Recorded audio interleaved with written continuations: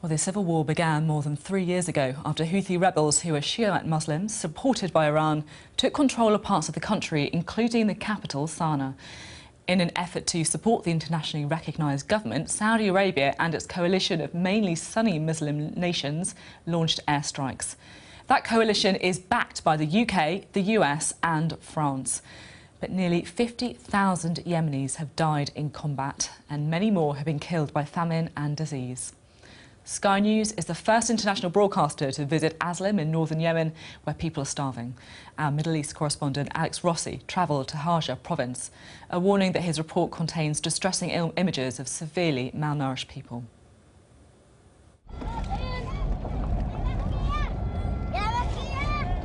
They emerge from the refugee camps dotting the countryside. Hands outstretched, they're desperate.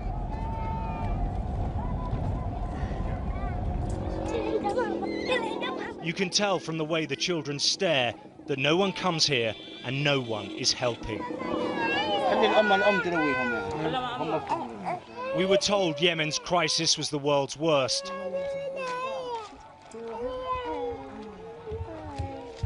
But still didn't expect this.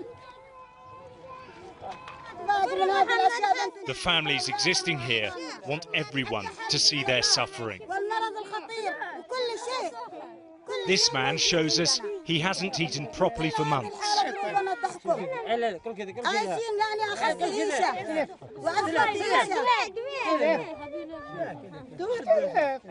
He's starving.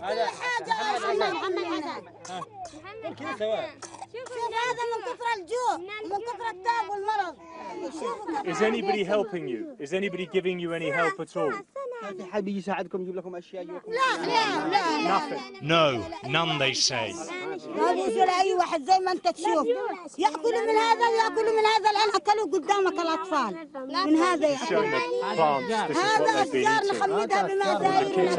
of the kids are eating the leaves now.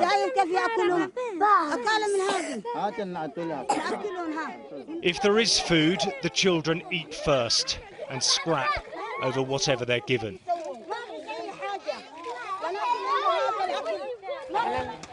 We move to another camp, and again, we're immediately approached. We've been here for about 10 minutes, been surrounded by people telling us that they don't have enough to eat. And they're bringing us what they're having to survive on. These are just plants that they find around the camp, just so that they have something to put into their stomachs. And you were telling me that they're boiling this up. Yeah. First they boil this kind of trees. After boiling, they add some salt and they eat it without bread and without anything. Yemen is facing a catastrophic famine, but here it's already happening. Garwan is boiling up leaves for his family.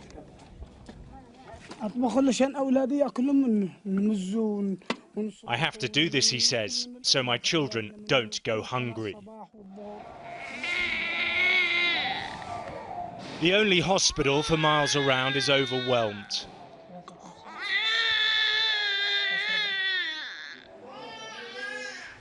There simply aren't enough beds in the epicenter of Yemen's crisis. Doctors say Amal, her name in Arabic means hope, is close to death. Her breathing is very shallow. She's 7 years old. She's 7 years old. No money, no clean water, no food. She's just one of hundreds of thousands of Yemeni children sick from hunger. Yemen is dying in a war that appears to have no end. Fuel shortages have ravaged the economy. The country's been broken by years of fighting and a sea and air blockade by the Saudi-led coalition. Airstrikes on infrastructure have cut off entire regions. Saudi Arabia's fight against the Houthis has exacted a huge cost on the civilian population. It is definitely totally preventable. And actually the cause of this near famine or pre-famine situation in which we are is obviously the war. If the conflict continues, this country is going into the abyss further and further. But families affected by this war say they've already entered that dark place.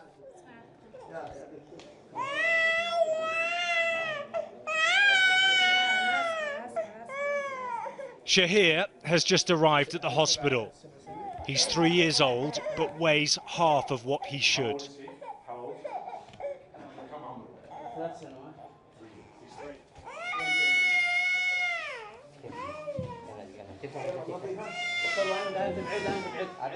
The war is killing Yemen's children, slowly.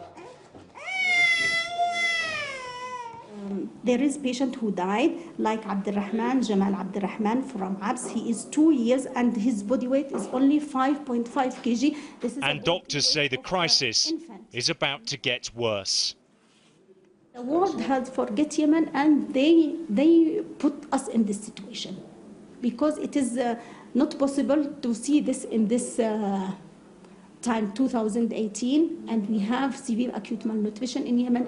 What do you want them to do? What do you want the world to do? I want the world to stop the war. At least they have to provide food for the Yemeni. And if that doesn't happen, we'll see more and more cases. They will die. We will see people will die. They will die and we will not exist as Yemenis. Make no mistake, this is a man-made catastrophe in which Britain has played an active part, arming and providing military support to the coalition.